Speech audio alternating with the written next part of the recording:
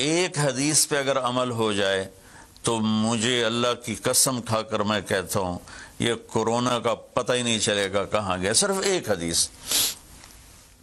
میرے نبی نے فرمایا 4 باتیں مجھ سے لے لو پھر دنیا بھی تمہاری ہے آخرت بھی تمہاری ہے. 4 اذا کانت فیک. 4 باتیں لے لو مجھ سے پھر دنیا بھی تمہاری ہے آخرت بھی تمہاری ہے. تمہیں کوئی ٹیڑھی آنکھ سے نہ دیکھ سکے گا, تمہیں کوئی نقصان نہ پہنچا سکے گا کہ تمہارے رب کا سایہ تم پہ چھا جائے گا. تو 4 باتیں کون سی ہیں؟ صدق و حدیث، ہمیشہ سچ بولنا، جھوٹ نہ بولنا. اب مجھے بتائیں، سارے یہ اینکرز بیٹھے ہیں، سارے ہمارے وزیر اعظم بیٹھے ہوئے ہیں، ہم کتنا جھوٹ بول رہے ہیں، ہم کس قدر جھوٹی قوم ہیں. ہم اس جھوٹ کے ساتھ اللہ کی بارگاہ میں کوئی مقام نہیں لے سکتے. تو میرے نبی نے پہلی بات فرمائی صدق و حدیث، سچ بولنا. دوسری بات فرمایا حفظ و امانت، کبھی کسی کو دھوکہ نہ دینا. یہ میرے نبی نے فرمایا میرا امتی ہر گناہ کر سکتا ہے، 2 کبھی نہیں کرے گا، ایک جھوٹ کبھی نہیں بولے گا، ایک دھوکہ کبھی نہیں دے گا. تو وزیر اعظم صاحب آپ اکیلے ہیں، دیانتدار ہیں، اللہ سے رونے دھونے والے ہیں، مانگنے والے ہیں، لیکن 22 کروڑ لوگوں میں سچے کتنے ہیں؟ 22 کروڑ لوگوں میں دیانتدار کتنے ہیں؟ ایک بہت بڑے چینل، میں ہاتھ جوڑ کے اینکر بیٹھے ہیں، معافی مانگ کے بات کر رہا ہوں، ایک بہت بڑے چینل کے مالک نے مجھ سے کہا کوئی نصیحت کرے. میں نے کہا چینل سے جھوٹ ختم کر دو. کہا پھر چینل ختم ہو سکتا ہے، جھوٹ نہیں ختم ہو سکتا. تو جہاں جس کو، یہ صرف پاکستان کی بات نہیں، پوری دنیا کا میڈیا جھوٹا ہے اور سب سے زیادہ جھوٹ بولا جاتا ہے. اور میرے رب کو، میرے نبی کو جھوٹ سے نفرت ہے. میرے نبی نے فرمایا پیاز کھا کے مسجد میں مت آؤ کہ فرشتوں کو تکلیف ہوتی ہے، بو ہوتی ہے.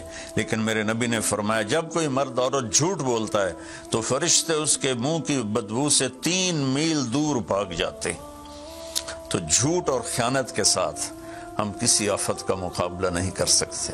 آپ نے فرمایا صدق و حدیث، حفظ و امانت، سچ بولنا چاہے جان چلی جائے، اور دھوکہ نہ دینا. مسلمان کسی کو دھوکہ نہیں دیتا ہے.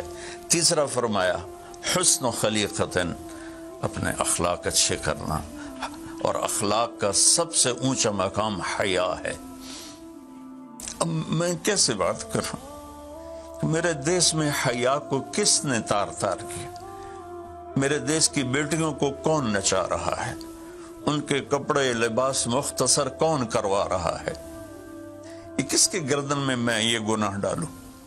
میں مجرم ہوں، میں نے اپنی قوم کو نہیں سمجھایا، میں اللہ سے معافی مانگتا ہوں. لیکن جب مسلمان کی بیٹی بے حیائی کی طرف چل پڑے اور نوجوان بے حیائی کی طرف چل پڑے تو اللہ کی رحمت. سب سے زیادہ عذاب قوم لوط پر آیا کہ وہ بے حیائی میں ساری باؤنڈریز کراس کر گئے تھے، تو اللہ تعالیٰ نے ان پر 5 عذاب بھیجے. 5، کسی قوم پہ 5 عذاب نہیں آئے، ایک ہی عذاب آتا تھا، ان پر 5 عذاب آئے. تو تیسری بات میرے نبی نے فرمائی ہے کہ حیا والے بنو، حیا والے بنو. لیکن میری نسل ہے، مجھ سے خان صاحب نے بات کی تھی پہلی دفعہ کہ میں چاہتا ہوں کہ میری یوتھ اللہ کے نبی کے ساتھ جڑے، چونکہ جو ہمارے کالج ہیں، ہماری یونیورسٹیز ہیں، ہمارے خاص طور پر جو یہ پرائیویٹ سکولز ہیں، یہ امت کو، نوجوانوں کو اللہ رسول سے کاٹ رہے ہیں. تو اللہ تعالیٰ یہ پہلا شخص ہے جس کے لیے میرے دل سے دعا نکلی جب اس نے کہا کہ میں نے آپ کو اس لیے بلایا ہے کہ میری قوم اپنے نبی کے ساتھ کیسے جڑ جائے. میں کیا بتاؤں، جب تک اس بے حیائی کو نہیں ہم روکتے، اور کوئی روک نہیں سکتا ہے، اندر سے نیت نہ ہو. سرنڈر ماڈل سکول میں میں نے میٹرک کیا ہے. ہمارے ایک وارڈن، میں ہاسٹل میں رہتا تھا، وہ آ گئے، نمازی تھے، انہوں نے نماز کی سختی کر دی، ہم بے وضو جا کے کھڑے ہو کر نماز پڑھ لیتے تھے. بے وضو، کیونکہ ڈنڈا انسان کو انسان نہیں بناتا ہے جب تک انسان اپنے من میں ڈوب کر پا جا سراغ زندگی۔ تو اگر میرا نہیں بنتا نہ بن، اپنا تو بن۔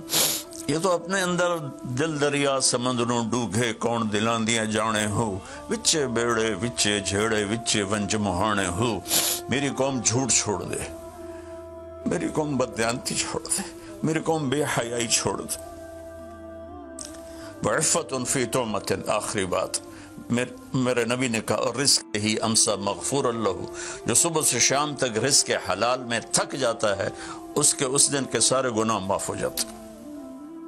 تو میں وزیر اعظم صاحب سے اپیل کروں گا کہ پوری قوم سے جیسے ڈونیشن مانگا ہے ایسی پوری قوم سے چلے۔ میں آپ کی طرف سے اپیل کرتا ہوں کہ کل یا آج رات رمضان کی آئے گی، ساری قوم 2 نفل پڑھے اپنے اپنے گھروں میں، اور ایک تسبیح لا الہ الا انت سبحانک انی کنت من الظالمین، جس کو یاد ہے پڑھ لے، جس کو نہیں یاد ہو استغفر اللہ کی ایک تسبیح پڑھ لے، اور پھر سب اللہ کے سامنے ہاتھ جوڑ کے معافی مانگ۔ اور اللہ تعالیٰ کہتا ہے ما من یوم الا والبحر یستاذن فی ان یغرق ابن آدم، روزانہ، یہ مسند احمد کی روایت، روزانہ سمندر کہتا ہے یا اللہ اجازت دے میں چڑھ جاؤں اور ان کو بہا دوں۔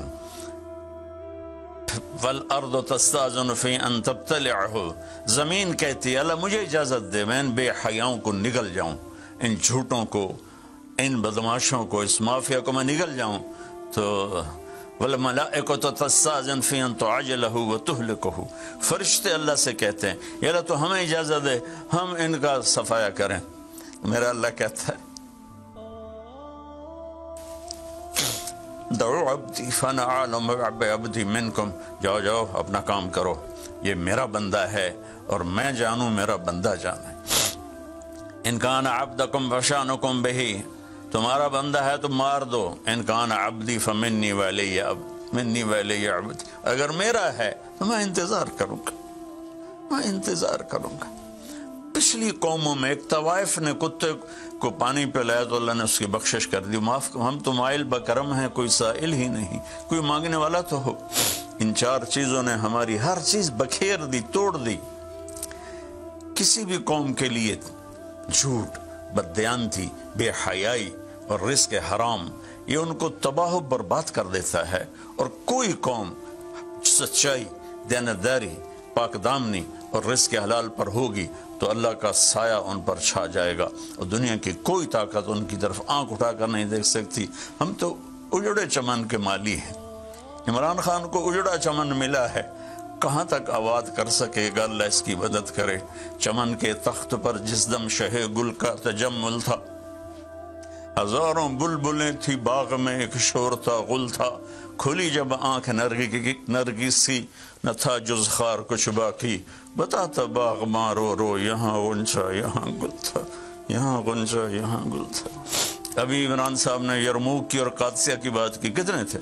30,000 تھے خالد ابن ولید کے کمانڈ میں، اور سامنے باہان جو تھا وہ 3 لاکھ کا لشکر لے کر آیا ہوا تھا، اور قادسیہ کے میدان میں بھی 30,000 صحابہ تھے، اور ادھر سے جو رستم تھا وہ 3 لاکھ کا لشکر لے کر آیا ہوا تھا، ان کے ساتھ اللہ تھا۔ ہم اللہ کو ساتھ لیں، سارے اسباب اختیار کریں۔ مالداروں سے کہتا ہوں، میں نے اپنا کلپ الگ ریکارڈ کرا ہے کہ اس سال ساری زکوٰۃ ان غریبوں میں تقسیم کریں۔